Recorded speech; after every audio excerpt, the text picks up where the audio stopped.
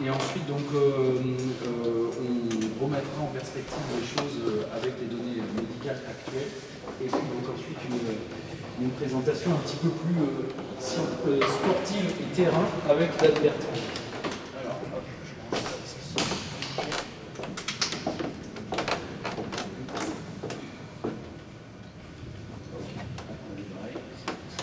Alors, le montage, je vous prie je sollicite votre indulgence, parce que c'est moi qui l'ai fait avec mes petits moyens. Thank you. Go up. Have a good one. Go up.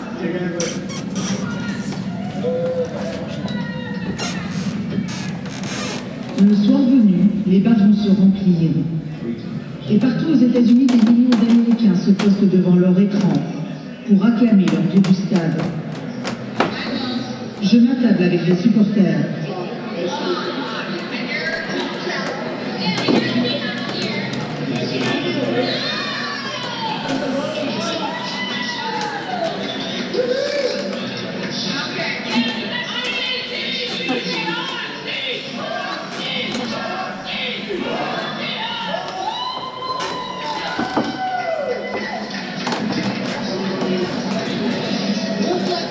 On dirait que j'ai choisi la bonne table. Il est 18h. La 49e finale du Super Bowl s'apprête à commencer, sous les yeux de 112 millions de téléspectateurs. La plus grosse audience aux États-Unis. À la clé, des enjeux économiques colossaux. Ce soir, les Américains vont ingurgiter plus d'1 milliard d'ailes de poulet. 12 700 tonnes de frites. Et 1,3 milliard de litres de bière. Pendant le match, les téléspectateurs découvrent les publicités réalisées exprès pour le Super Bowl. 4,5 millions de dollars les 30 secondes de réclame. Mais ce n'est rien à côté du concert géant de la mi-temps. Cette année, celui de Katy Perry, qui a coûté presque 10 millions de dollars.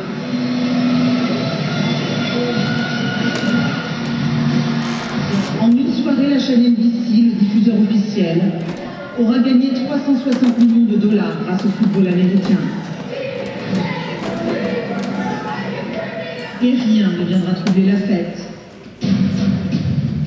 Pourtant, pendant le match, un joueur des Seahawks a été victime d'un violent traumatisme crânien.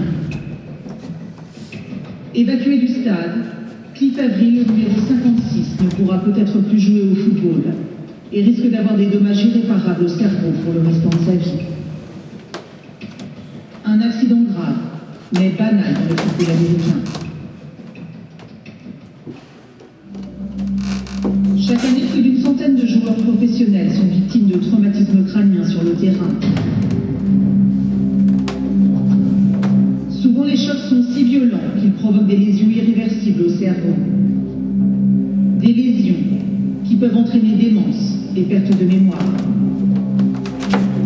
Depuis 2011, 4500 anciens joueurs, le tiers des retraités du foot américain, ont porté plainte contre la Ligue nationale de football. Selon eux, elle aurait dissimulé aux joueurs les dangers qu'ils couraient sur le terrain. C'est la plus grosse affaire judiciaire de l'histoire du sport. La cible, la NFL. La Ligue aurait caché le nombre de joueurs atteints de traumatisme crânien.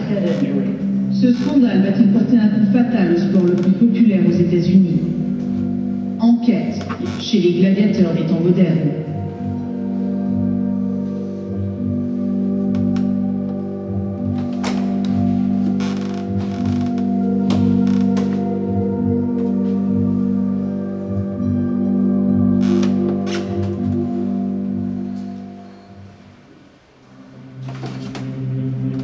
Phoenix, dans l'Amazonie. Le lendemain du Super Bowl, nous avons rendez-vous avec un ancien joueur professionnel. Donc là, on va rencontrer Jim McMahon. Jim McMahon, c'est la plus grosse star des années 90. Il a gagné 2 fois le Super Bowl, à 10 ans d'intervalle. Ça a été un des premiers joueurs à porter plainte contre la NFL. Cette maison doit être par là.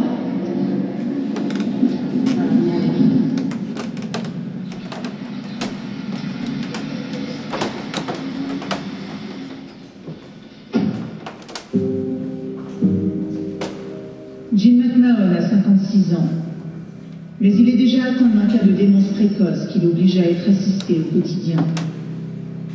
Nous le rencontrons dans un de ses bons jours, car aujourd'hui son crâne ne le fait pas trop souffrir. Là, il y a quelques photos, des souvenirs. Je suis sûr que vous reconnaissez Michael Jordan là-haut. Et moi, je suis à côté de lui. Il jouait pendant les années où vous étiez joueur de football?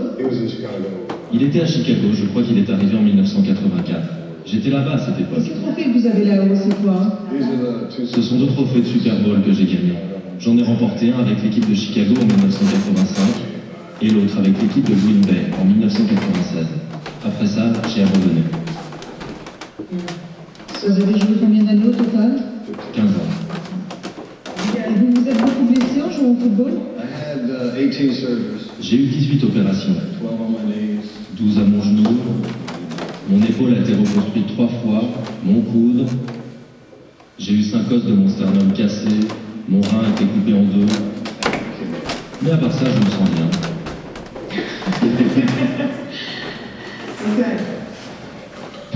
C'est la particularité du football américain. Une violence extrême sur le terrain. L'objectif est d'empêcher l'adversaire de progresser avec le ballon. Les athlètes se percutent et se plaquent de plein fouet, en pleine course. Des impacts équivalents à une tonne de pression. Ces chocs répétés sont désastreux pour le corps, et surtout pour le cerveau des joueurs.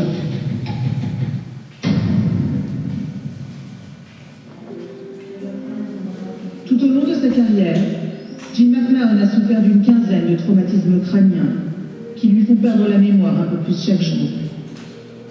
Avec sa compagne, il a posé en couverture du plus grand magazine de sport aux États-Unis pour alerter l'opinion sur les dangers du football américain. Combien de temps après la fin de votre carrière avez-vous commencé à ressentir des douleurs à la tête?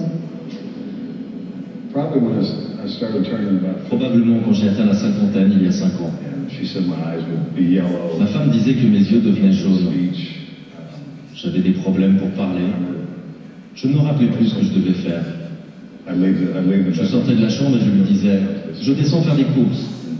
Et une demi-heure plus tard, elle me retrouvait dans la cuisine et je ne savais pas ce que je faisais là. Parfois, il m'appelle alors qu'il est en train de conduire.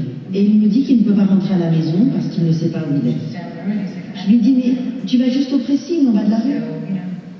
Mais il me répond qu'il ne sait pas où il est. Vous savez, le GPS est programmé avec notre adresse. Et il est en permanence dans la voiture. Dans son portefeuille, il y a les numéros de téléphone dont il a besoin et les médicaments qu'il prend.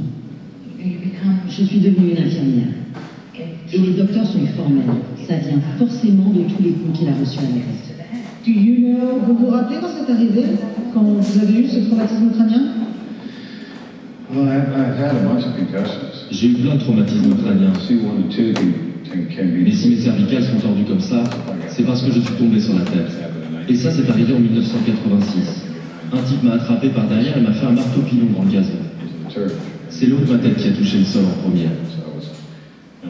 Peut-être que je me suis brisé le cou à ce moment-là, je ne sais pas. Mais vous savez, c'est la nature de ce sport. Je pesais entre 86 et 88 kilos quand je jouais. Les types en face de moi faisaient entre 125 et 135 kilos. Vous connaissez les lois de la physique?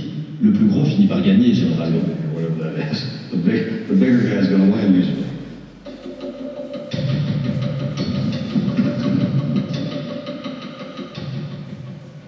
Est-ce que vous bénéficiez d'une assurance maladie payée par la Ligue de football? Non, vous êtes tout seul. On est juste de la viande pour eux. Ils peuvent toujours trouver un nouveau joueur. C'est juste une usine. Pendant ce temps-là, ils se font des milliards tous les ans, des milliards de dollars. Ils n'admettent rien, ils ne reconnaissent aucune faute. Ils disent qu'ils ne savent rien des conséquences de tous ces chocs après plusieurs années. Mais ils savent parfaitement ce qui se passe. Ils ne veulent pas payer, c'est tout. Jim McMahon et sa compagne vivent aujourd'hui dans l'angoisse. Personne ne sait à quelle vitesse sa maladie va évoluer et si bientôt il ne sombrera pas totalement dans la folie.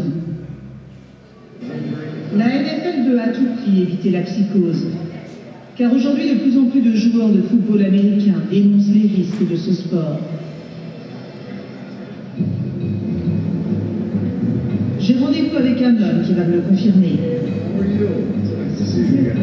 Chris Nowinski est à la tête d'un groupe de recherche neurologique sur le sport qui rassemble les plus grands scientifiques du pays.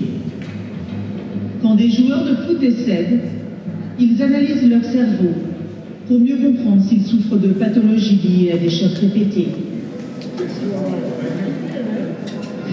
Lui, c'est Jason Belzer. Il a joué 9 années d'affilée pour les Indianapolis Colts. Jason est un des premiers à avoir accepté de nous donner son cerveau après sa mort. C'est un ancien joueur de la NFL. Je donnerai mon cerveau à la science. Je pense que c'est la chose la plus intelligente que je puisse faire de nos jours. Je suis en contact avec Chris, car j'ai un fils qui joue au football. La recherche nous permettra de savoir ce qu'on doit faire à l'avenir. C'était une décision facile à prendre pour moi. Chris Nowinski a déjà convaincu une centaine de joueurs, comme Jason Belzer, de donner leur cerveau à la science après leur mort.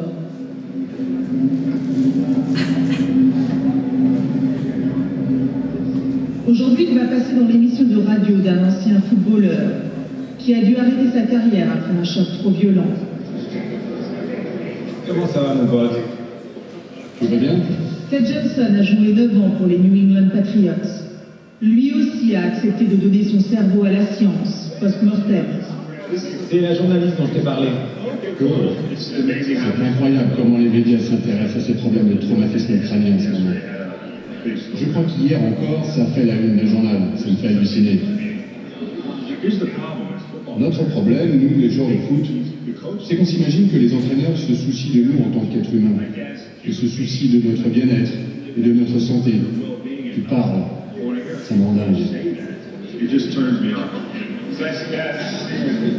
Ce joueur a aussi eu des traumatismes crâniens? Ted en a eu plein. Son problème, c'est qu'il en a eu pendant un match. Ils l'ont fait sortir car il était vraiment mal. Et 3 jours plus tard, pendant un entraînement, ils l'ont remis sur le terrain. Les médecins n'avaient pas donné leur accord. Tout le monde savait qu'il n'avait rien à faire là. Mais l'entraîneur ne l'aimait pas. Et au milieu de l'entraînement, il l'a obligé à rejouer. Il s'est pris un autre coup, un autre traumatisme. En 2 ou 3 jours, sa vie a basculé. Je ne crois pas que les gens se rendent compte à quel point ce sport détruit le corps et le cerveau. Chris Nowinski a jeté un pavé dans la mare en médiatisant les risques encourus par les joueurs. Autant dire qu'au sein de la NFL, il ne s'est pas fait que des amis. Ça vous fait quoi de faire une émission de radio au sein de la NFL pour parler de ce sujet? C'est intéressant. J'ai l'impression d'être le type qui pourrit la soirée, parce que tout le monde veut juste parler du jeu et s'amuser. Mais aujourd'hui, on découvre que les dégâts sont bien pires que ce qu'on pensait. Tous les joueurs qui ont eu un problème au cerveau ont reçu des chocs à la tête 1 million de fois. Avant, c'était les boxeurs, mais maintenant, les plus touchés sont les joueurs de football américain. On travaille sur un traitement pour des types comme toi, dont le cerveau est probablement en train de pourrir. Aujourd'hui, tu es encore cohérent, mais dans 10 ou 20 ans, il sera peut-être trop tard. Nous quittons Phoenix et le Super Bowl. Direction French Camp en Californie.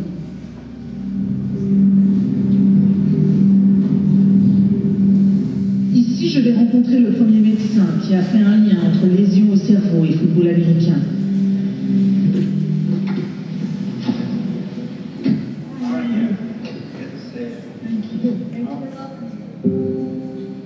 Bennett Omalo a 46 ans. Il est médecin légiste et neurologue. Originaire du Nigeria, il est arrivé aux États-Unis il y a 20 ans pour terminer ses brillantes études. Son avenir était tout tracé. Mais le matin du 24 septembre 2002, sa vie bascule. Un samedi matin, alors que j'étais de garde au bureau du médecin légiste à Pittsburgh, une grande star du football américain venait de mourir. Cette star, c'est Mike Webster, dit Iron Mike, héros des Pittsburgh Steelers dans les années 80. Il a fini SDF à 50 ans. D'après ses proches, il avait perdu la tête. Comme le montre cette interview réalisée quelques mois avant sa mort. Les trucs qu'on s'inflige les uns aux autres.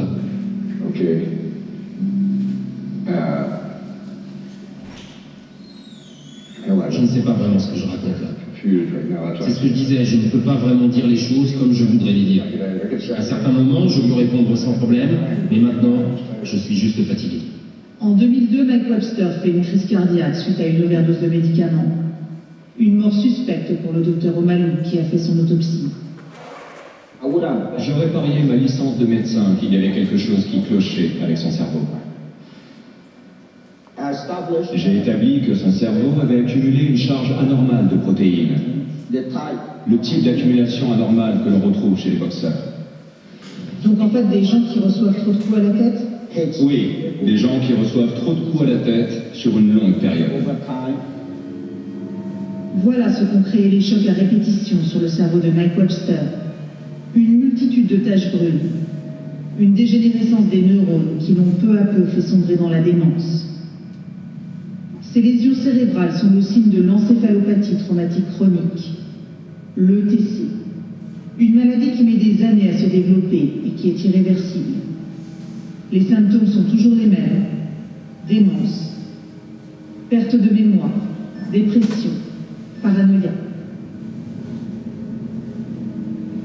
En 2002, Bennet Omalu publie dans une revue scientifique ce premier cas d'ETC chez un footballeur.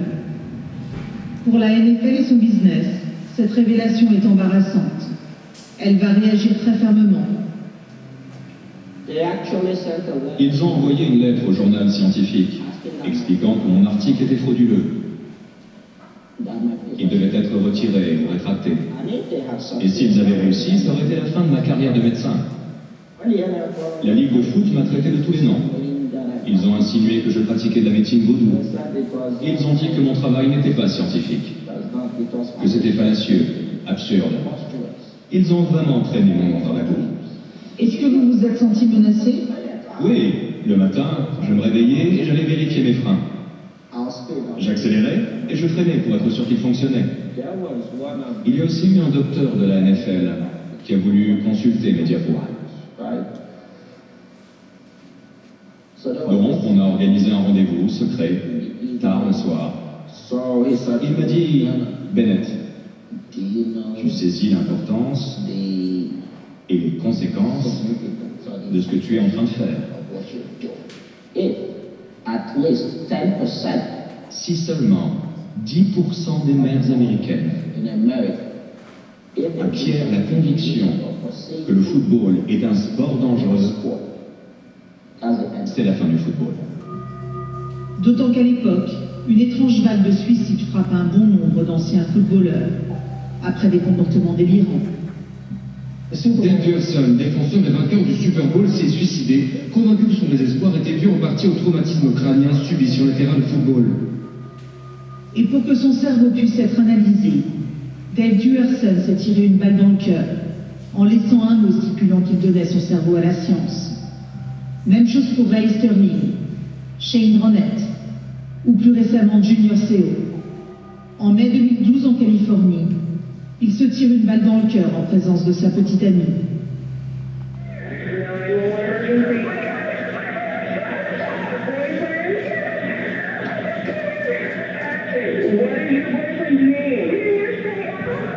Ce joueur à la retraite de 43 ans avait perdu la raison plusieurs mois avant de se donner la mort. Tout comme Justin Strasvik, 36 ans.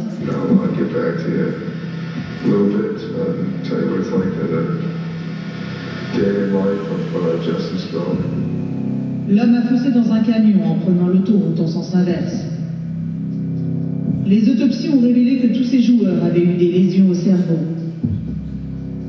En 2014, une étude menée par l'Université de Boston montre que sur 79 cerveaux de footballeurs américains décédés, 96% souffrent d'ETC. Dans ces conditions, peut-on continuer à nier que le football américain puisse endommager le cerveau? Fell refuse d'admettre tout lien entre les dommages cérébraux et la pratique du football. Mais aujourd'hui, de nombreux joueurs sont excédés. Depuis 2011, 4500 anciens footballeurs, le tiers des professionnels à la retraite, ont porté plainte contre la NFL.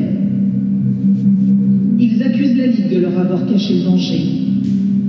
Une action de groupe d'une ampleur jamais vue dans le sport américain. Il y a une deuxième partie.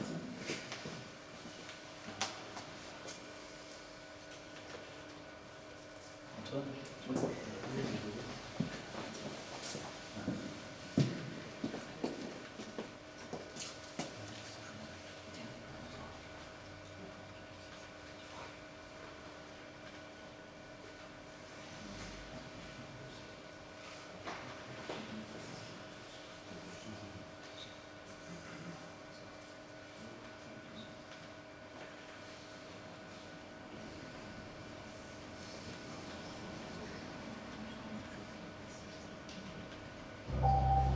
Elle impacte aussi 3 millions de jeunes Américains. Outre-Atlantique, pas de collège, de lycée ou d'université sans son équipe. À l'adolescence, les chocs sur le terrain sont encore plus dévastateurs sur le cerveau.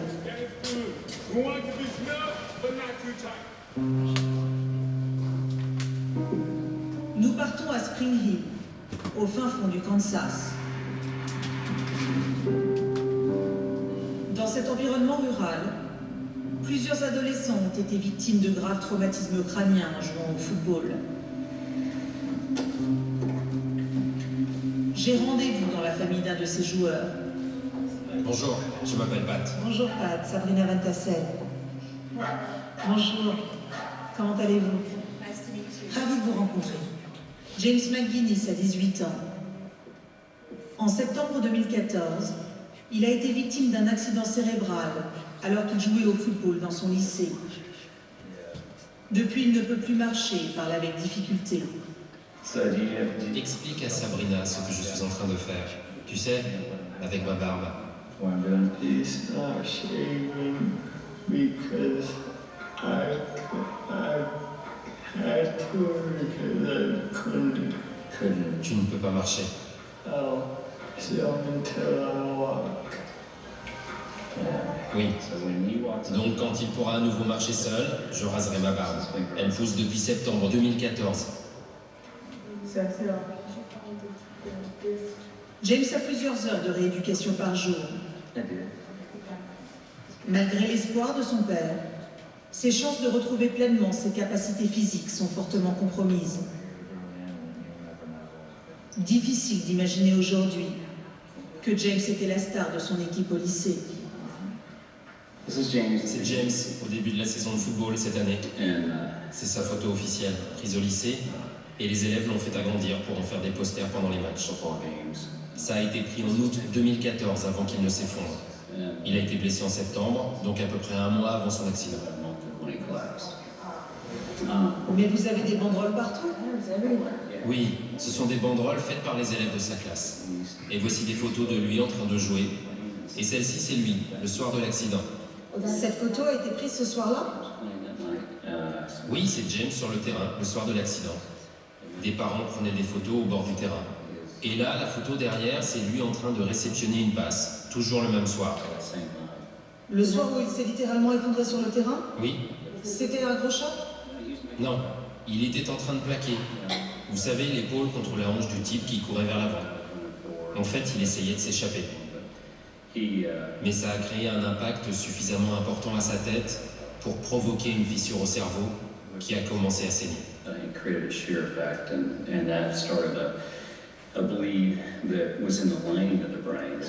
Mais James avait déjà eu plusieurs traumatismes crâniens avant celui-ci. Il en avait déjà eu deux. Il en a eu un quand il était en 4e et l'autre en seconde. Donc un à 14 ans et un à 16 ans. James a eu des symptômes pendant 4 semaines lors de son 2e traumatisme crânien. Donc ça aurait été de la folie de le faire rejouer. James a pourtant eu beaucoup de chance dans son malheur.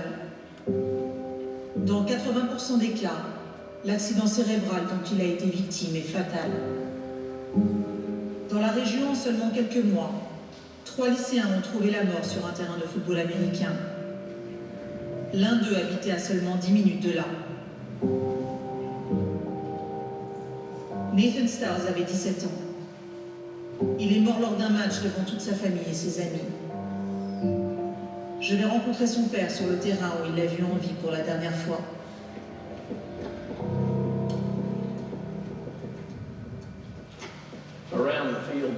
Donc, quand ça s'est produit, On est passé par là et on a commencé à courir autour du terrain pour aller le voir. On peut couper en travers si vous voulez. On a fait le tour pour rejoindre Nathan à l'endroit où il s'était effondré par terre. Il se plaignait? Oh oui, sa tête lui faisait mal. Il avait des douleurs vraiment atroces. Il n'y a aucun doute.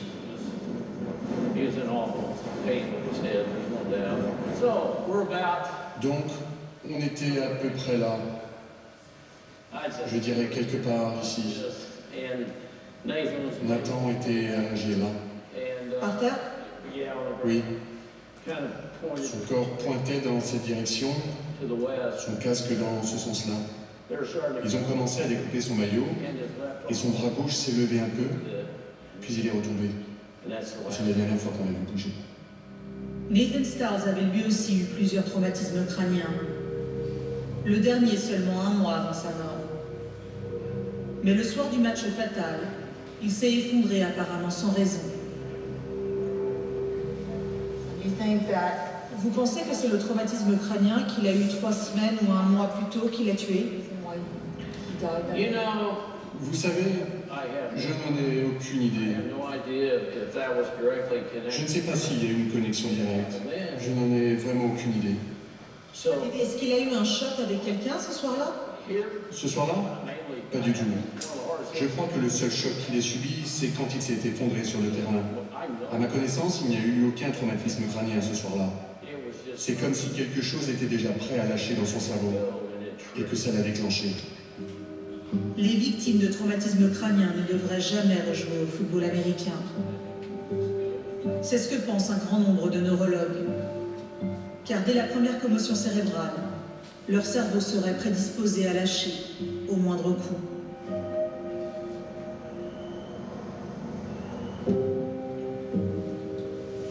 Je retrouve Chris Nowinski, l'homme qui fait analyser les cerveaux des footballeurs. Avec le Dr Cantu, un des plus grands neurologues aux États-Unis, ils se sont intéressés à de nombreux joueurs adolescents morts prématurément. Leur cerveau présente les mêmes signes d'ETC que chez les joueurs professionnels. À qui était ce cerveau? C'est celui d'Owen Thomas. Il avait 21 ans. Il était dans l'équipe de football de l'Université de Pennsylvanie, une de nos écoles les plus élitistes. Ses coéquipiers venaient de le désigner co-capitaine après la saison de printemps. Ils l'ont ensuite retrouvé pendu. Il s'est pendu sur le campus. Comment est-ce possible qu'un garçon de 21 ans ait déjà ce type de séquelles au cerveau? Nous avons vu le même genre de séquelles chez un garçon de 17 ans et 2 autres de 18 ans. Donc, il n'y a pas besoin d'être un joueur professionnel pour avoir une encéphalopathie traumatique chronique. Il suffit juste d'avoir joué au lycée. Nous pensons d'ailleurs que c'est bien pire de subir des traumatismes crâniens répétés lorsqu'on est jeune que plus âgé. Un cerveau jeune est bien plus vulnérable aux lésions cérébrales. Le docteur Cantu propose une solution radicale. Interdire la pratique de ce sport avant un certain âge. Donc vous croyez que les enfants âgés entre 10 et 12 ans ne devraient pas jouer au football américain? J'en suis convaincu. Et j'ai publié en 2012 un livre, Les traumatismes crâniens chez nos enfants, qui défend l'idée que les jeunes en dessous de l'âge de 14 ans, pour toutes ces raisons, ne devraient pas pratiquer le football. Sur leur site internet, Chris Nowinski et le docteur Cantu répertorient les photos des jeunes joueurs décédés dont ils ont pu analyser le cerveau. La plupart avaient commencé le football à l'âge de 8 ou 10 ans. En découvrant leur visage, je me demande... Voilà, c'est fini. Bien. Vous l'aviez déjà vu ce reportage? Non. Personne? Ok. Alors, tu peux mettre le PowerPoint. Alors, tout d'abord, en fait, donc comme je vous le disais, on va faire une petite mise au point des données médicales parce que, évidemment, quand on est reporter, c'est beaucoup plus vendeur de présenter des trucs comme ça que de donner une information nuancée. Néanmoins, si vous êtes là, je pense que c'est parce que vous voulez savoir précisément quelle est la nature du risque, puisque quand même, c'est vrai qu'il y a un risque dont petit à petit, la communauté médicale prend conscience. Alors, lorsque la reporter elle parle de traumatisme crânien, il faut savoir que, au sens stricto sensu, c'est un petit peu galvaudé, parce que à partir du moment où vous cognez la tête, ou un joueur de rugby il plaque quelqu'un, il a un traumatisme crânien. Et pourtant, à chaque fois que vous êtes cogné la tête, vous n'avez pas forcément eu de symptômes, et je suppose que toutes les personnes qui sont là, elles se sont cognées la tête plus de 10, 20, 30 fois dans leur vie. La spécificité de l'affection dont on va parler, c'est que lors de ce traumatisme-là, il y a un traumatisme crânien, mais en plus, il y a une souffrance du cerveau. C'est un traumatisme crânio-encéphalique. D'accord ? Et c'est ça qui prend le nom de commotion cérébrale, c'est en français, et en anglais, donc les anglo-saxons, ils parlent de concussion. Donc c'est des termes qui ont été introduits au Moyen-Âge par un médecin français, qui était le médecin du sport de l'époque, c'était Ambroise Paré, qui était au bord des tournois, et qui avait pressenti déjà à l'époque que dans ces traumatismes crâniens, il y avait un ébranlement du cerveau qui expliquait la symptomatologie neurologique des joueurs. Alors, c'est un PowerPoint que j'ai présenté lors du congrès médical de la Fédération française de rugby l'an dernier pour vous illustrer qu'est-ce que c'est la commotion cérébrale. Et lorsqu'on parle de traumatisme crânien dans le sport, c'est ça dont on parle, d'accord ? Et pas les impacts multiples et répétés qui sont inhérents à des pratiques de sport de contact, de sport à forte cinétique comme le ski, ou même de l'équitation, des choses comme ça.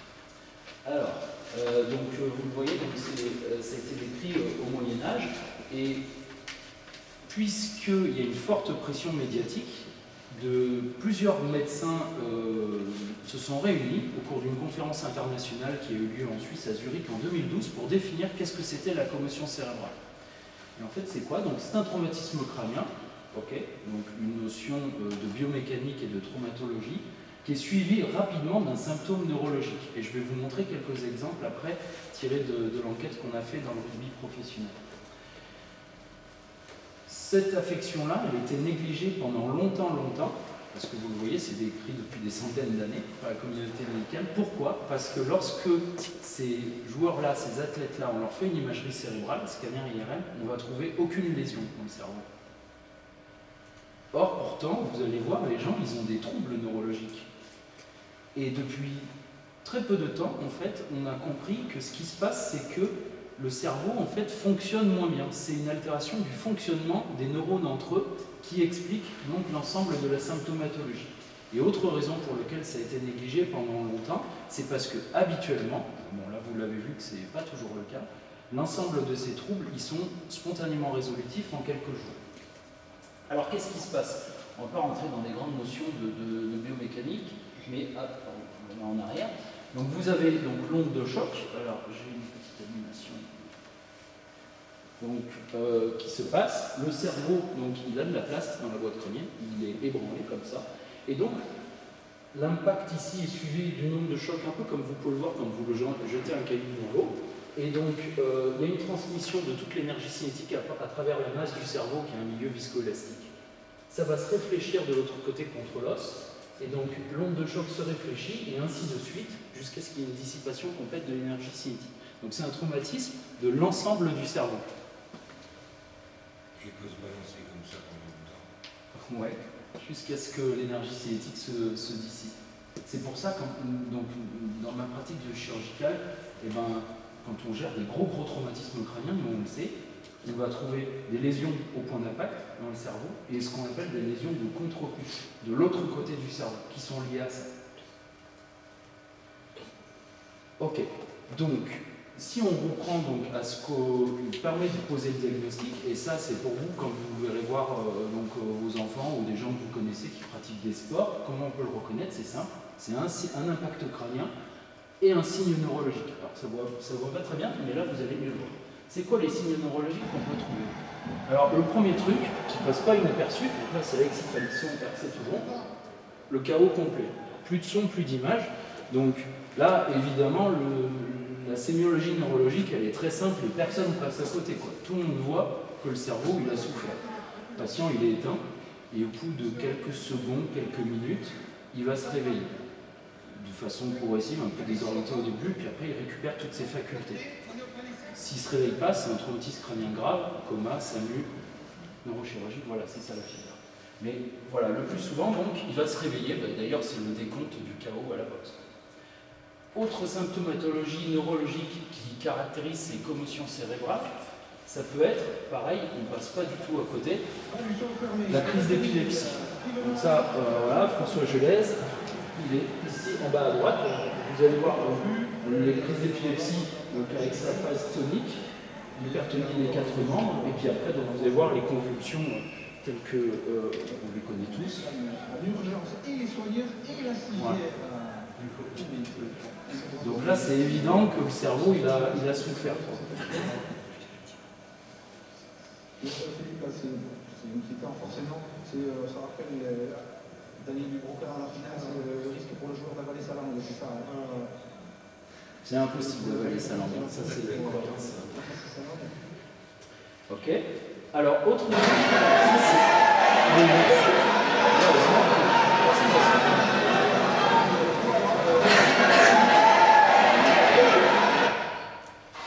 il passe pas ce film. Donc là, autre truc, vous voyez, c'est très très fugace, c'est une hypertonie qui survient, on appelle ça la crise tonique posturale. Donc là, c'est une hypertonie de la partie droite du corps. Donc d'ailleurs, vous voyez sur cette séquence, le risque de blessure survoltée en cas de chaos, il est assez évident. Ce qui se passe en fait, c'est que le cerveau est déconnecté du reste de la partie basse, du tronc cérébral et de la moelle épinière, et donc vous avez une espèce d'hypertonie des membres. Alors c'est peut-être un hémicorps, les 4 membres, ça dépend. Et c'est assez fréquent, et puis après bon, le malade se réveille, pas de souci. Autre truc, alors maintenant, des choses un petit peu plus fugaces, par exemple ça. Donc là vous voyez, c'est la dissolution du tonus musculaire. Ça vous l'avez tous vu, je pense, dans les chutes en ski, c'est assez impressionnant, c'est le pantin désarticulé, quoi. Vous voyez, le skieur de géant qui loupe une porte, et donc ensuite qui chute, qui est complètement désarticulé, parce qu'en fait, il y a une espèce de dissolution de tonus musculaire, et puis bon, après on se réveille, ça va faire. Autre chose, alors pareil, un petit peu plus fine, le malade, il est, l'athlète, hein, il est sonné, ce qu'on appelle. Donc là, vous le voyez, hop, en bas, ici, celui qui apporte les gars. Donc là, le soigneur dit tout va bien et tout, mais je suis certain, lui, si on me pose un problème de maths un peu difficile, ça va pas être très évident immédiatement là, au bord du terrain. Il a les yeux un petit peu dans le vague, donc une latence dans les réponses. C'est sûr que là, le cerveau, il a pris un shoot. C'est pas que l'os, quoi. C'est pas que se cogner la tête. Ça, c'est une commotion cérébrale. Autre illustration de ça, un peu sonné. Là, vous avez le joueur qui a le regard. Ça vous rappelle Thierry du Sautoir en match de poule il y a quelques saisons face à Clermont au Stadium, c'était aussi impressionnant. Exactement. Monsieur Lagui, est-ce qu'on a un petit peu de... Donc là, voilà, le regard un petit peu dans le vide, un peu de latence dans les réponses. Si on lui demande si ça va, de façon automatique, il dit ça va, puisque la région qui est touchée majoritairement sont les 2 lobes frontaux, et donc on a un certain automatisme dans les réponses motrices et aussi verbales qu'on peut donner dans ces phases-là. Puis après, vous avez des signes neurologiques autres. Donc là, ça se passe ici. Là, vous voyez, il marche un peu comme un pantin. Là. Et hop, ensuite, il va se replacer. Je vais vous le remettre. C'est assez fugace, très curieux. Donc là, il est là.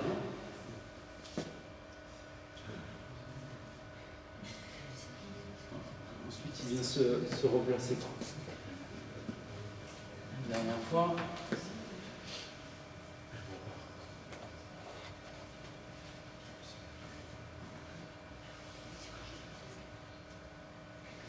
Alors maintenant, avec les caméras de télévision, c'est assez facile hein, de l'identifier. Donc, c'est ça la commotion cérébrale. Et ce dont on parle là, c'est cette affection-là. Et quand on parle de répétition d'événements comme ça, c'est de traumatisme crânien avec commotion cérébrale. Lorsque ça survient, le gros message, c'est qu'il y a une période qui est nécessaire à la récupération du cerveau.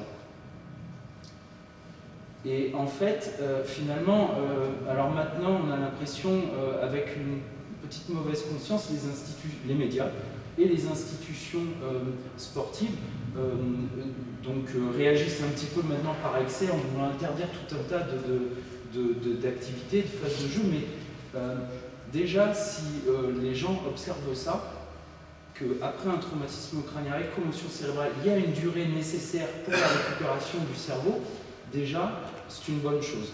Donc là, je vais passer la parole à mon collègue Antoine qui va vous expliquer le but de notre activité de consultation, qui est de recevoir ces sportifs-là quelques jours après l'accident pour essayer d'évaluer un peu les dégâts et la durée nécessaire prévisible à la récupération du cerveau. Un petit peu. Donc, nous, on les reçoit en moyenne 48 heures après la suspicion de commotion, où la commotion est documentée avec la télé. C'est vrai qu'on a certains éléments, mais on n'a pas forcément des joueurs professionnels, ça peut être des joueurs de clubs enfants, amateurs, ou de la boxe ou autre activité. Et là, on n'a pas forcément les images du combat, les images du match du week-end.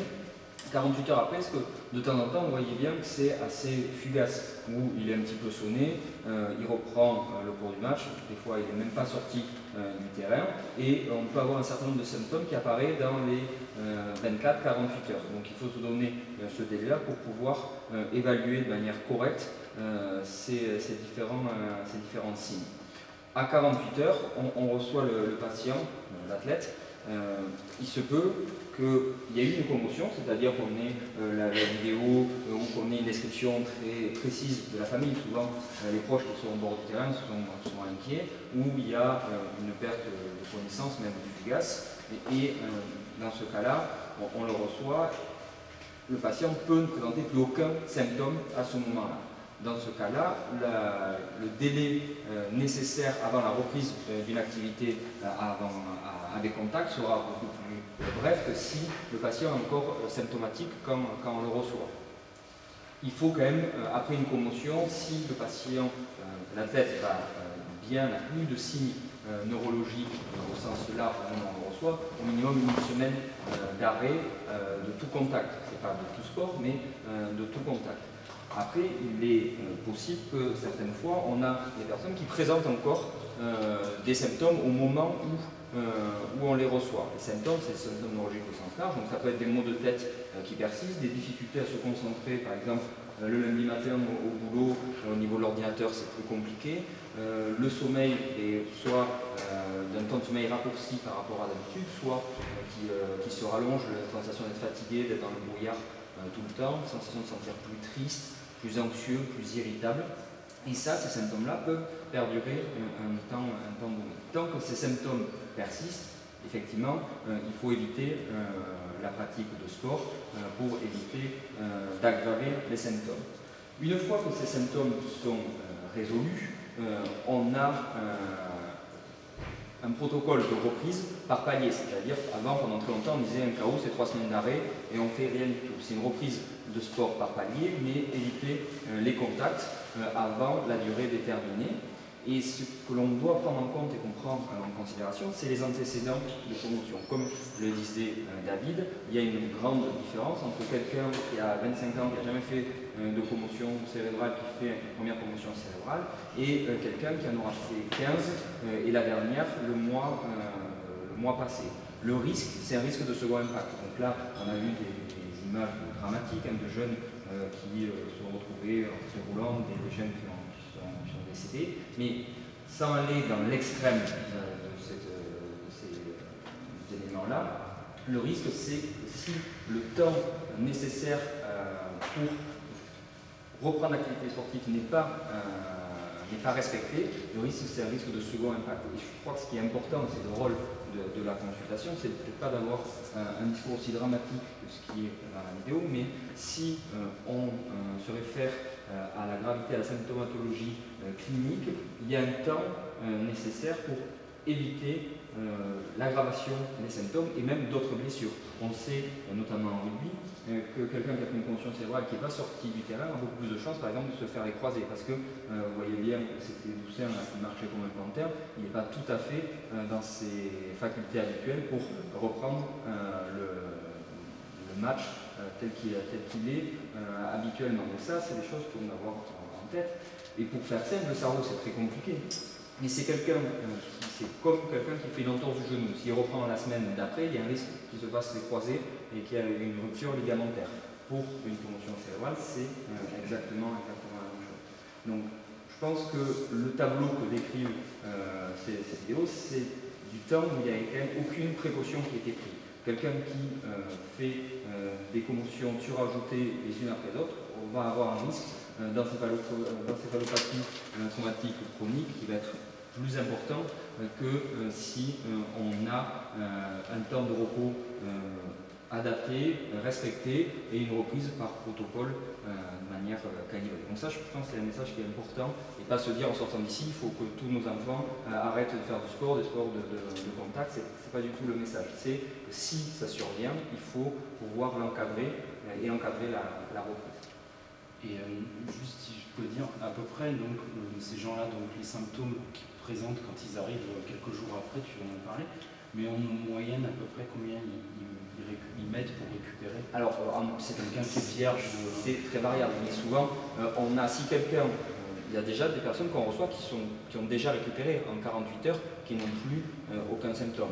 En moyenne, on a de l'ordre de quelques jours et ils peuvent reprendre une reprise d'activité physique sans contact avec un protocole de reprise au bout de quelques jours. C'est des symptômes qui sont relativement fugaces. Je vous dis, la plupart qui n'ont jamais eu de commotion passée, les enfants, parce que c'est les enfants ont peut-être une susceptibilité un peu plus importante, vont être asymptomatiques ou symptomatiques quand on va y recevoir, donc ça va être l'ordre de quelques jours.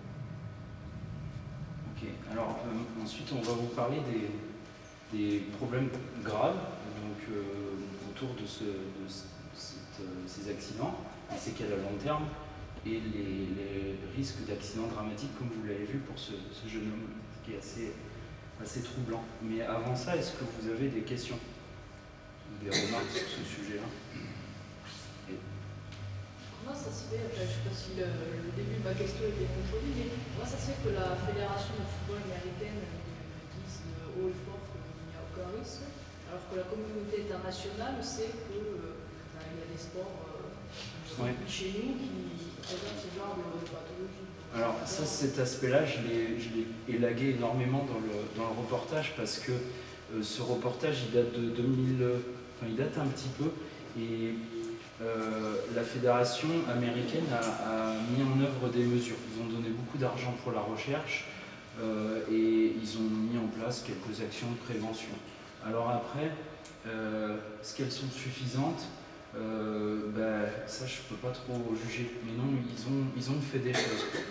Ils ont quand même reconnu qu'il y avait quand même un petit souci et que c'était... Ouais, tout à fait, ils ont été condamnés. La fédération de football nord-américain professionnel a versé 1 milliard de dommages et intérêts, d'1 milliard de dollars, pour non prise en charge de cette affection-là.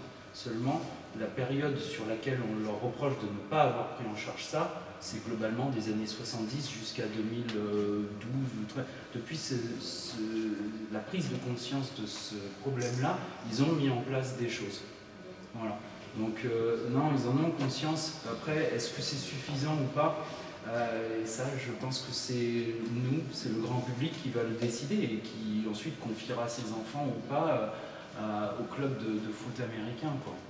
Après aussi, comme disait David, alors des charges, c'est qu'il y avait très peu de données pendant extrêmement longtemps. Et donc c'est des données qui sont récentes. David a présenté quelques études qui sortent, mais ce sont des études qui sont extrêmement récentes. Donc le chaos, on sait que ça existe depuis longtemps, mais les dommages d'une commotion cérébrale et des commotions cérébrales répétées, c'est quelque chose d'assez récent et on s'y plonge dessus depuis à peine une dizaine d'années, même pas. Donc sur l'ordre médical, sur un temps médical, c'est quand même très très court.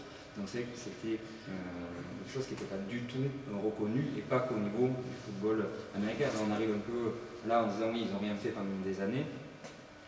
Personne ne faisait rien dans n'importe quel sport. Eux étaient peut-être plus exposés, mais il n'y avait pas grand-chose qui était fait. Et là, il y a des fonds, ils ont débloqué des fonds pour essayer de faire avancer aussi, d'avoir des notions un peu plus concrètes sur le sujet. Parce que nous, le corps médical, on a un petit peu aussi, je pense, notre part de responsabilité. Donc je vous ai amené 3 études scientifiques Donc c'est des vrais travaux, ça c'est signé par des médecins. Eh bien, il faut savoir qu'en 2000, si vous tapiez donc les mots clés commotion cérébrale et sport, internationalement j'entends, vous aviez je crois 40 publications, entre 10 et 40 publications, quoi. Je me souviens plus très petit. En 2015, vous faites la même chose, vous en avez 403.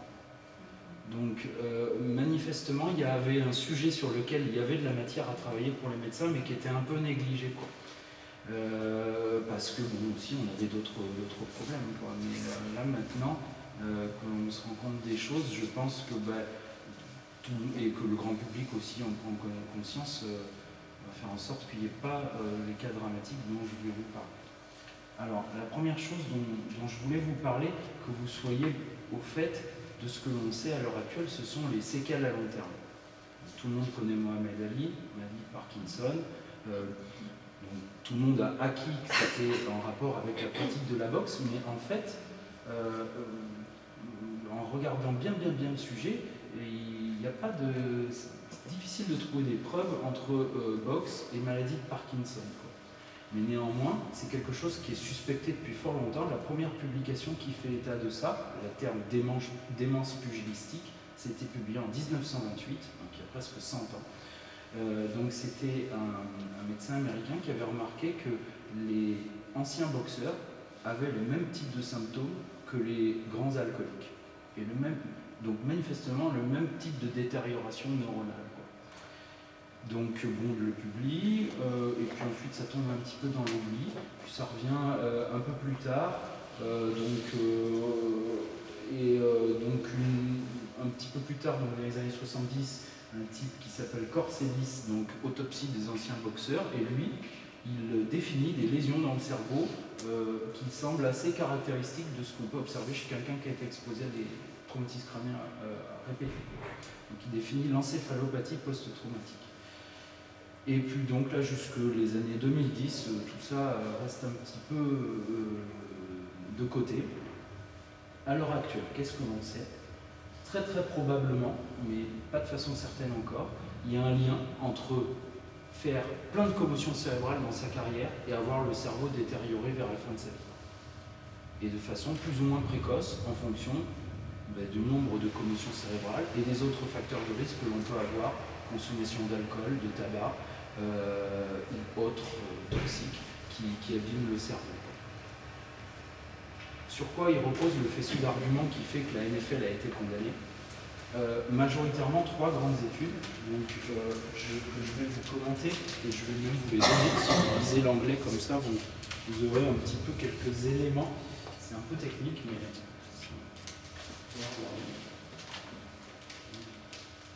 Alors, c'est tout. La première des études, et c'est pour ça que je tiens toujours à moins présenter les résultats, parce que les médias ne présentent qu'une partie, la partie qui les arrange. Eh bien, elle a été publiée très récemment. En fait, on a analysé les fiches de sécurité sociale des anciens joueurs de foot américains et on a comparé ça aux données de la population des États-Unis. Qu'est-ce qu'on trouve? On trouve qu'ils meurent 3 fois plus souvent de maladies neurodégénératives, les anciens joueurs de foot américains. Alors là, ça met un petit peu un froid. Ces maladies neurodégénératives, ce sont lesquelles? La sclérose latérale amyotrophique, une maladie qui a été, pour laquelle on continue de suspecter qu'il y a un lien avec le dopage, et la maladie d'Alzheimer. Ce que ne disent pas les journalistes, et ça c'est bien dommage, c'est que la même étude, elle a montré que les mêmes anciens joueurs de foot américains, contrairement à ce que beaucoup de gens pensent, ils vivent plus longtemps que la moyenne de la population. Pourquoi? Parce que du fait qu'ils sont anciens sportifs, ils ont une meilleure hygiène de vie. Ils font moins de cancer, moins d'obésité, moins de diabète, moins de maladies cardiovasculaires. Malheureusement, les journalistes ne disent jamais ça. Je pense qu'ils aimeraient bien qu'on reste tous dans un canapé à pas bouger et comme ça on ne craindrait rien. Donc, néanmoins, si on s'intéresse uniquement au lien traumatisme crânien maladie neurologique, c'est un élément qui n'est pas un argument de preuve, mais qui est quand même troublant. D'accord. Ensuite, eh bien, vous avez pu voir que ces histoires, elles ont été très loin donc, aux États-Unis, puisque donc il y a des types qui font de l'argent là-dessus, donc c'est pareil, leur propos est quand même, comme pour la NFL, à prendre un petit peu avec des réserves, qui incitent les anciens joueurs à donner leur cerveau à la science pour qu'ils soient autopsiés plus tard. Et ça marche, parce qu'ils ont déjà plus de 100 cerveaux dans leur banque. Et ils ont publié les premières données, et c'est vrai que chez plus de 80% des gens, on trouve des lésions dans le cerveau. Maintenant, pour comprendre comment est-ce qu'il faut mettre en perspective cette donnée-là, si je vous dis la pêche à la mouche est responsable de dommages neurologiques irréversibles.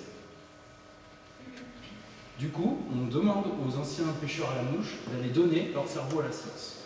Qui c'est qui va donner leur cerveau à la science à la fin de sa vie? Tous ceux pour lesquels il y aura eu des problèmes, on trouvera que la personne n'était pas parfaite. Ceux pour qui la vie elle aurait été un fleuve tranquille, vont s'éteindre et puis personne ne va faire attention.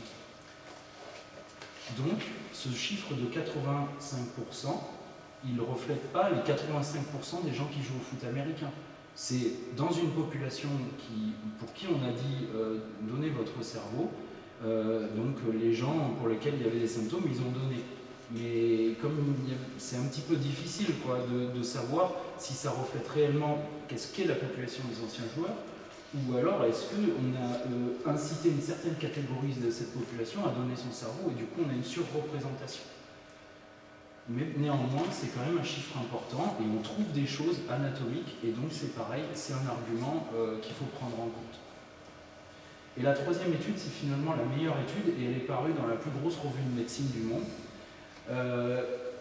Finalement, on se dit, ça fait 100 ans qu'on suspecte ça.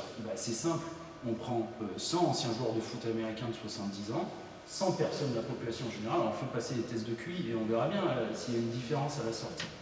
Mais figurez-vous que ça a été fait ça depuis 100 ans et on n'avait jamais trouvé de différence.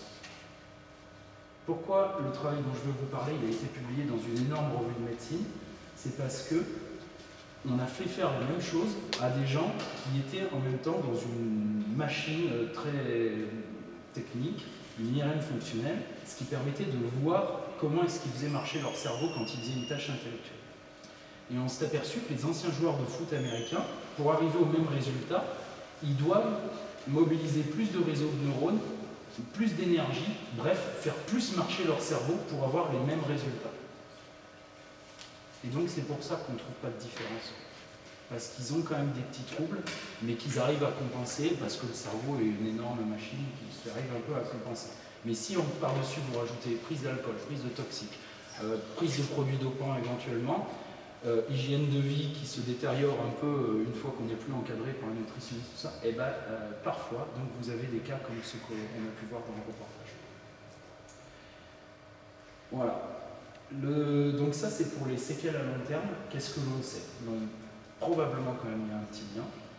Comme le disait fort justement Antoine, ce que l'on a à l'heure actuelle, les gens que vous avez vus à l'heure actuelle, ça représente qu'est-ce qu'était le football dans les années 80, avec beaucoup de contacts et une totale négligence de ce problème-là. Ça c'est, et même encore nous on le connaît, les week-ends, dans quelques clubs, le joueur il est commotionné, on lui dit allez vas-y t'es un guerrier, tu reprends l'entraînement le lundi quoi. Donc ça existe encore. Mais on espère bien quand même qu'avec la prise de conscience actuelle, de la prise en compte de la récupération du cerveau après ça, on le voit moins. Alors ensuite, donc, on va vous parler des jeunes. Peut-être vous avez des questions? Ok. Alors les jeunes, là, comme celui que vous avez vu, bon évidemment c'est ce qui nous touche le plus parce que quand on a un enfant, qu'on le confie à un club de sport, on ne veut pas qu'il nous le rende comme ça. Ça, c'est ce qu'on appelle le syndrome deuxième impact. Alors, Antoine, il en a un petit peu parlé. En fait, tout se passe comme si, après une commotion, pendant cette phase de symptômes et où la personne n'est pas parfaite, eh bien, si vous reprenez un choc là-dessus, les effets en termes de dommages cérébraux vont être démultipliés par rapport à l'énergie cinétique lors de l'impact. Qu'est-ce qui se passe là? Eh bien, là, on a beaucoup de gens qui travaillent. Donc, M. Cantu, le neurochirurgien américain que vous avez vu tout à la fin, donc je l'ai rencontré à Biarritz l'an dernier. Eh bien, franchement, on ne sait pas trop quoi. Ce que l'on sait, c'est que ces problèmes de deuxième impact, ça touche toujours les jeunes. Il n'y a pas de cas rapporté publié dans la littérature de moins de 20 ans. Il y a toujours une histoire de choc avant. Et d'ailleurs, donc là, autant le jeune qui est décédé que celui qui a des gros dommages, eh ben, ils le disent, quoi, qu'ils en ont eu avant. Et l'an dernier aussi, j'ai rencontré le médecin qui chapeaute toute la fédération de boxe au plan français. Il m'a dit, moi j'ai vu 3 morts dans ma vie en boxe. Les 3 cas, c'était rien passé. Le jour du combat, un petit choc, voilà. Et le papa, il le dit très très bien. Il le dit, et c'est vraiment ça, à mon avis, qui se passe. C'est comme s'il y avait quelque chose qui était prêt à lâcher dans le cerveau de la personne. Probablement que le jeune, après une commotion cérébrale, le cerveau il est un petit peu moins perfusé, sauf chez le jeune, où là il est trop. Et très probablement que ça prédispose à faire de l'œdème au cerveau lorsqu'on reprend un choc dans cette phase-là. Et donc c'est pour cette raison-là qu'on est très très intransigeant pour les jeunes. Hein. Et moins de 18 ans, c'est sans réfléchir, même s'il va très très très très bien. S'il y a une commotion, on l'arrête 3 semaines. Pardon. Et donc, voilà. On n'en est pas, en tout cas pour nous en France, à vouloir interdire complètement certains sports, mais en tout cas, déjà si les gens savent ça, et que le petit trouve un peu moins bien, ou alors même qu'ils ont un doute, eh bien, il peut s'arrêter 3 semaines. À 10 ans, il peut tout à fait s'arrêter 3 semaines. Hein. S'il veut devenir champion olympique, il le deviendra de toutes les façons. Donc, et c'est très rare ces problèmes-là, parce que là, ça donne l'impression qu'on en a tout le temps. Non, c'est très rare. Mais bon, moi je l'ai vu une fois, c'était une jeune fille en équitation. Monte à cheval, J1, elle tombe, trauma crânien. J2, elle remonte à cheval, elle retombe, trauma crânien. J3, elle remonte à cheval, elle retombe, trauma crânien. J4, elle remonte à cheval, on la trouve inconsciente au pied du cheval. Et elle est restée en réanimation, intubée, ventilée, enfin comme le petit là. Alors elle s'en est beaucoup mieux tirée, heureusement, mais ça aurait pu être très grave. Donc voilà, mais ça il faut avoir conscience. Alors je ne sais pas si tu veux rajouter quelque chose. Non, je pense qu'on va faire la démonstration. Alors voilà, donc maintenant, Monsieur Dan Bertrand, qui est un ancien grand champion de sport de combat et donc qui a une entreprise self-défense, il va donc nous montrer un petit peu, je crois, comment est-ce que la commotion cérébrale peut être utile en self-défense.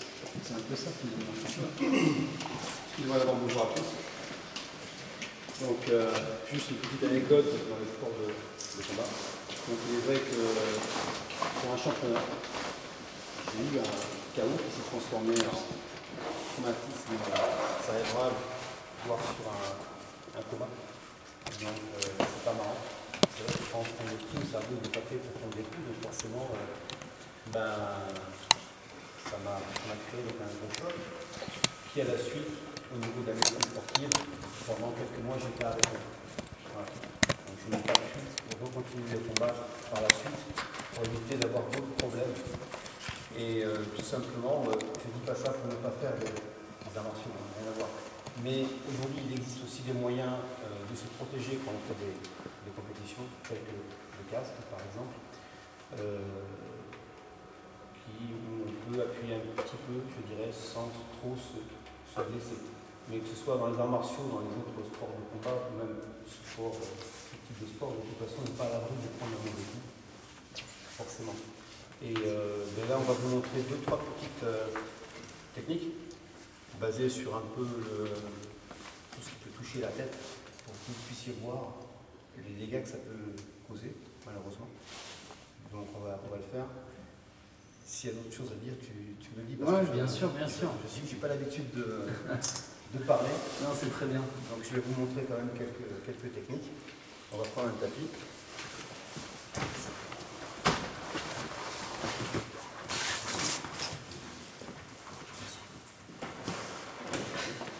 Un deuxième ? Ouais, un deuxième. Ouais. Alors c'est une technique de self-défense.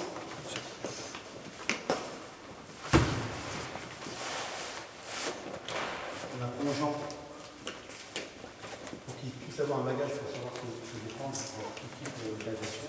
là, ce que je vais vous montrer, c'est sur des attaques basées essentiellement sur la tête. Vous allez voir ce que ça peut provoquer, bien sûr. Donc, on va le faire doucement. Quand une personne vient m'attaquer au niveau du visage, 1, je vais venir bloquer. 2, je viens travailler au niveau du cœur, donc pour le sécher du souffle. Donc, 1. Donc là, dire à la personne un manque de souffle. 2, on va venir travailler, donc ça s'appelle un marteau, au niveau des cervicales. Donc là, automatiquement, si je chute la personne ici, déjà, la cervicale, tu m'arrêtes si je me trompe, hein, qui permet d'alimenter le sang au cerveau. À partir du moment où on chute, là, pendant quelques secondes, la personne est inconsciente. Ensuite, je vais passer sur l'autre côté. Frappe au visage au niveau de l'oreille. Donc là, on va traumatiser le tympan. Passe sur l'autre côté.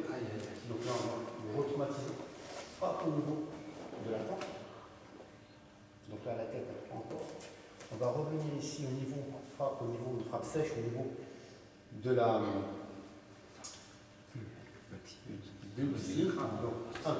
Sauf que quand on va frapper ici à la base, derrière du cerveau, on va venir frapper en même temps.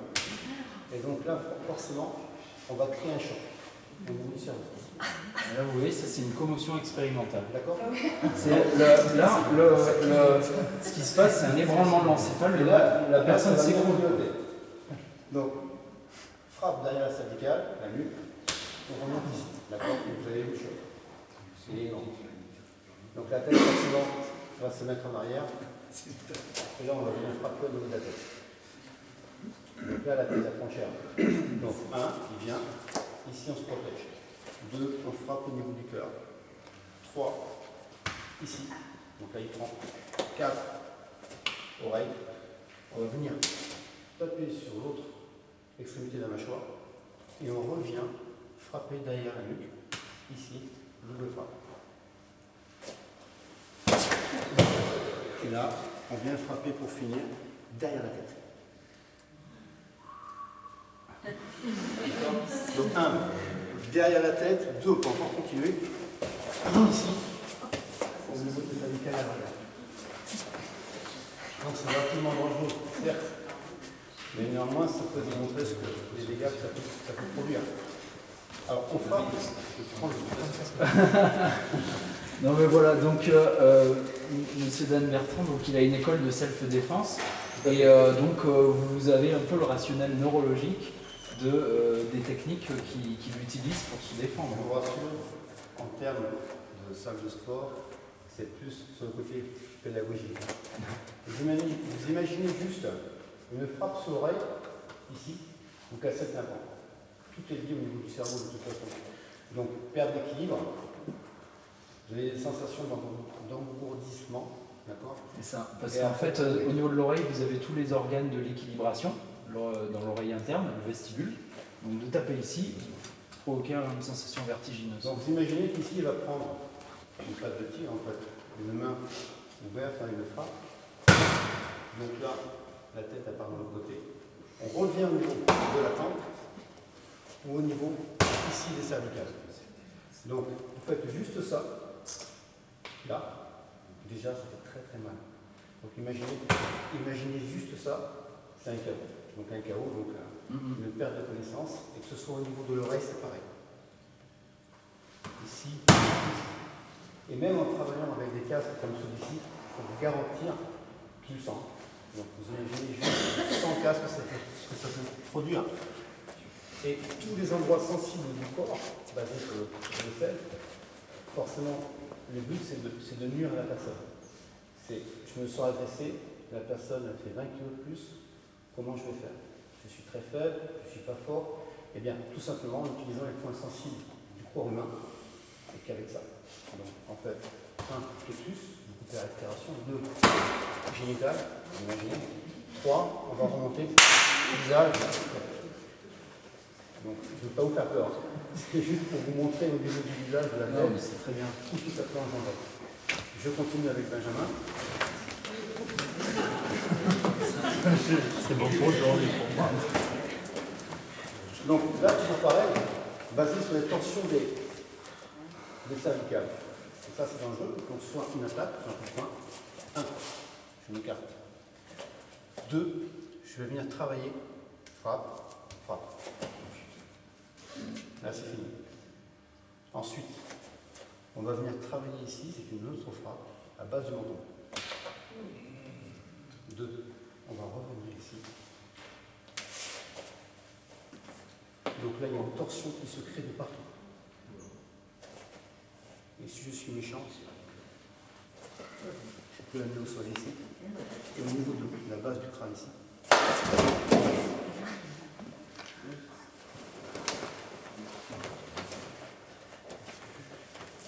Pareil, la personne vient agresser.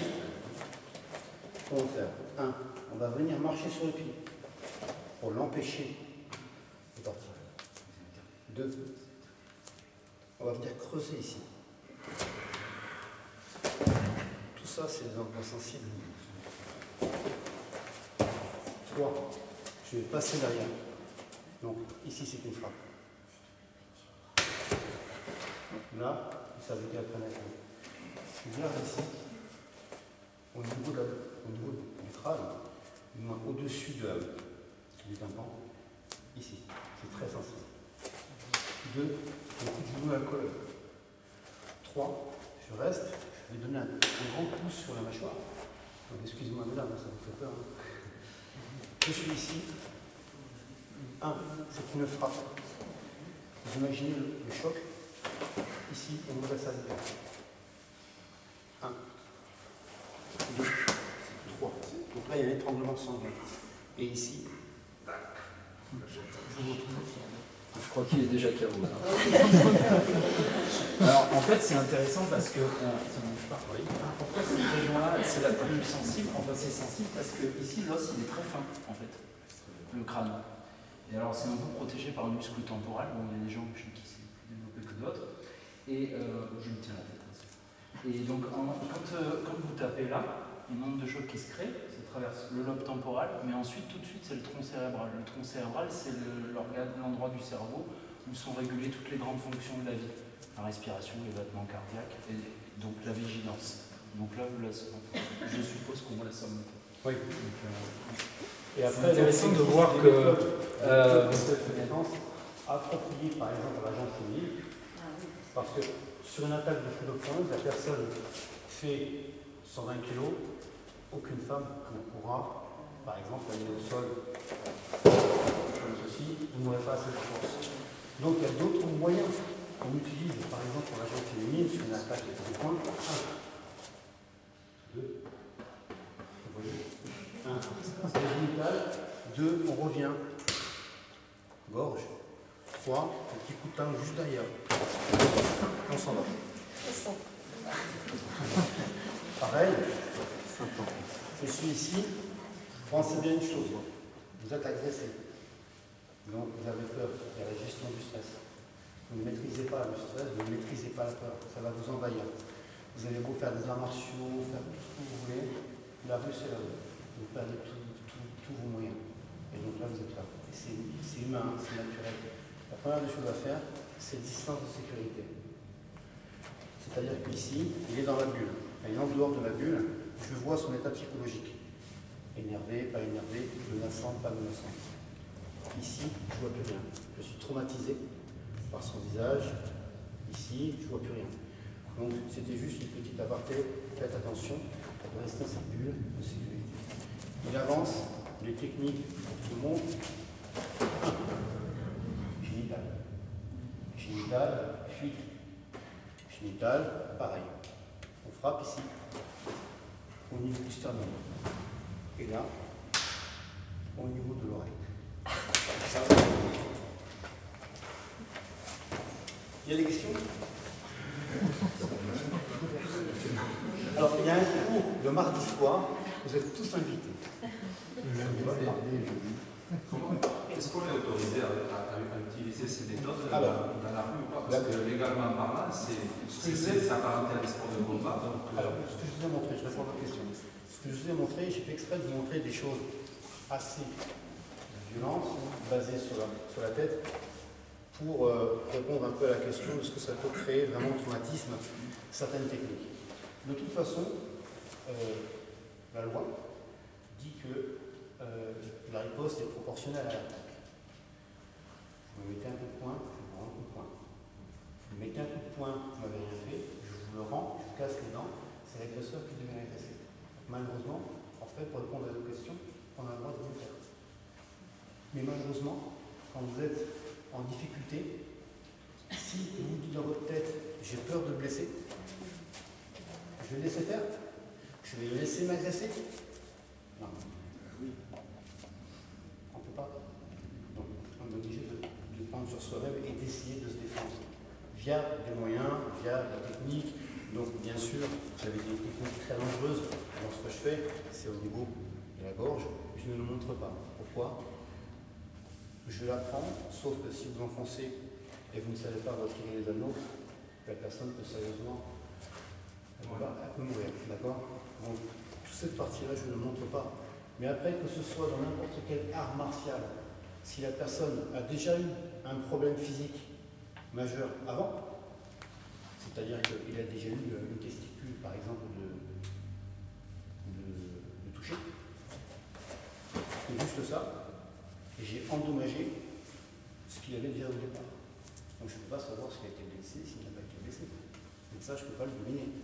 Mais malheureusement, en termes de self-défense, mesdames, messieurs, si quelqu'un un jour vous attrape le sac à main ou essaye de vous planter un coup de couteau, c'est humain. Il faut savoir se défendre. Aujourd'hui, malheureusement, on traverse une période de violence gratuite, ou un échange de regards ou autre, on se fait vite déborder.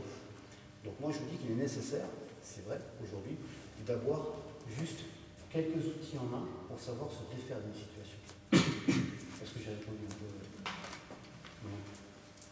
Oui et non, parce que moi je demandais dans quel cas on peut autoriser des choses comme ça, parce que je crois que légalement, je pense que même si on est en défense, vous n'êtes que deux, il n'y a pas de témoin, vous avez tort. Oui, mais monsieur, je vois ça. Oui, d'accord, mais on est sur le self-défense. Là, c'est encore un autre sujet. Là, c'est encore un autre sujet, d'accord? Après, moi, je parlais dans une partie légale. Oui, dans une partie légale, je vais vous expliquer. Vous êtes en légitime défense.